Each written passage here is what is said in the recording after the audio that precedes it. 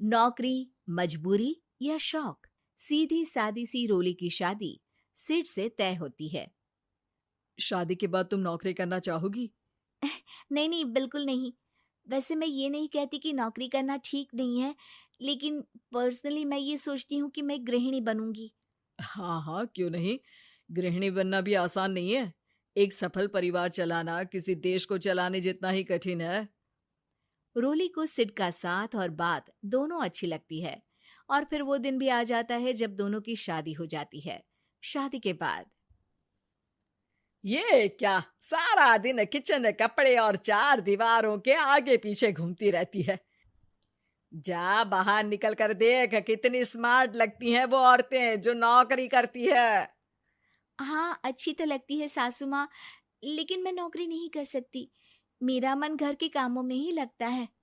अरे मेरी बेटी तो कमाती है, अपने को फिट भी रखती है और सास को भी खूब शॉपिंग करवाती है।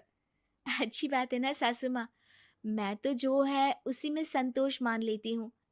बरकत होनी होगी तो इसी में भी हो जाएगी। ये बोलकर रोली चली जाती है। एक दिन सास की सहेली घर आती है, जहाँ रोली उन्हें चाय के साथ कई तरह के पकवान बनाकर खिलाती है। अरे वाह, तेरी बहू तो बहुत गुणी है। कितना सब बनाकर ले आई। मेरी वाली तो ऑफिस से आकर 2 रोटी ही सेक दे तो समझो एहसान कर दिया। अरे ऐसा ना बोल। तेरे घर में 2 कार, 4 मंजिला मकान, और तेरे लिए जो वो अपने पैसे से साड़ी लाती है वो भी तो कितनी कीमती होती है। अरे मेरी वाली तो बस सारा दिन इन्हीं 2 कमरों को ताजमहल बनाने में लगी रहती है। सहेली चली जाती है।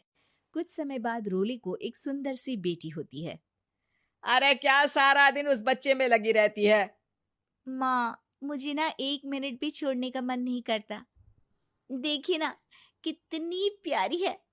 मैं ना इस हर पल को एंजॉय करना चाहती हूँ। अरे हाँ हाँ, हमने भी बच्चे पाले हैं, हम भी जानते हैं कि कितने प्यारे होते हैं, और अपने बच्चे को बढ़ता हुआ देखना कितना अच्छा लगता है। लेकिन एक दिन अचानक और रोली, एक बहुत बड़ी घटना हो गई। एक शॉर्ट सर्किट से पूरी दुकान जल गई। ओह, अब अब क्या कुछ समझ में नहीं आ रहा कि कैसे घर चलेगा। घर की पूरी गाड़ी पटरी पर लाने के लिए कई साल लग जाएंगे, और वापस पहले जैसे होने में भी बहुत टाइम लग जाएगा। रोली, रोली कुछ सोचती है, फिर अपने 3 महीने के बच्चे को देखती है और कहती है, आप कहें तो मैं नौकरी शुरू कर दूं? माँ मुन्नी को देख लेगी, फिर शाम को तो मैं घर आ ही जाऊंगी। सिड कुछ कहता उससे पहले ही उसकी सास वहां आ जाती है। अरे हाँ हाँ, अब भी तुझे नौकरी करने के लिए पूछना होगा।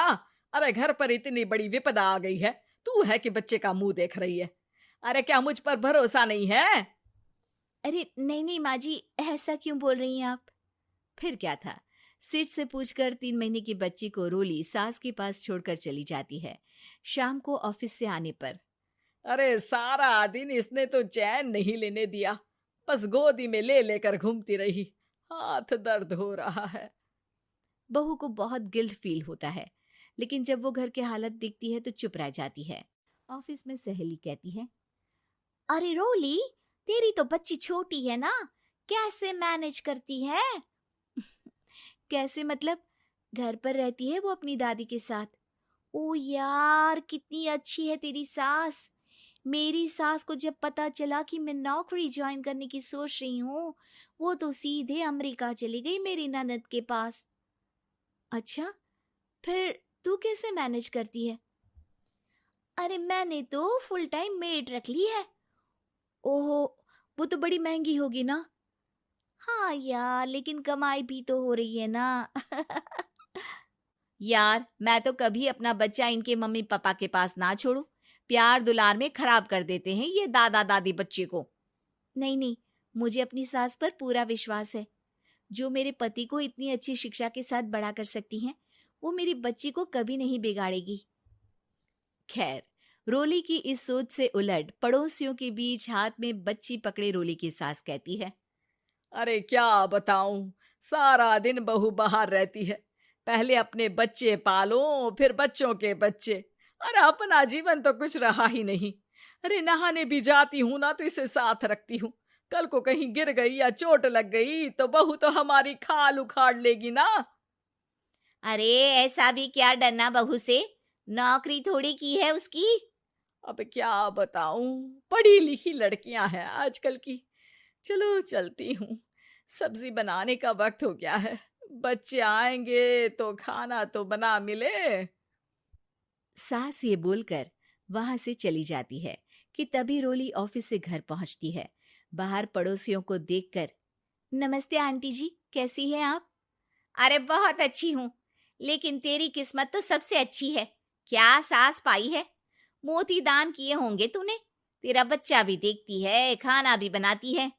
बेचारी बहुत काम करती है तेरी सास। हाँ आंटी, सही बोल रही हैं आप। अब ऑफिस भी दूर है तो आने जाने में वक्त चला जाता है।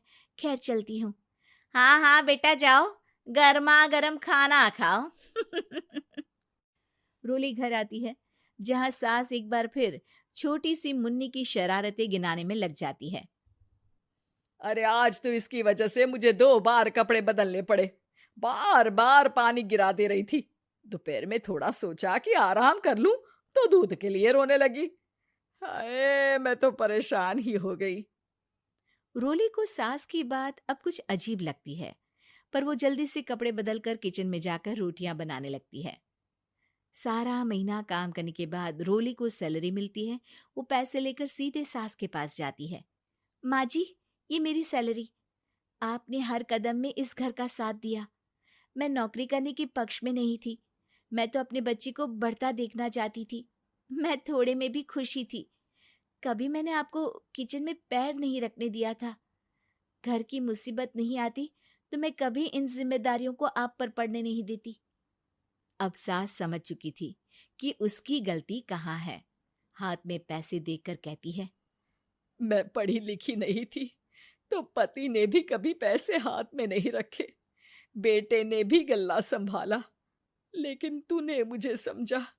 ये मेरा सम्मान है कि एक बहू होकर तूने पूरी सैलरी मेरे हाथ में रखी बेटा।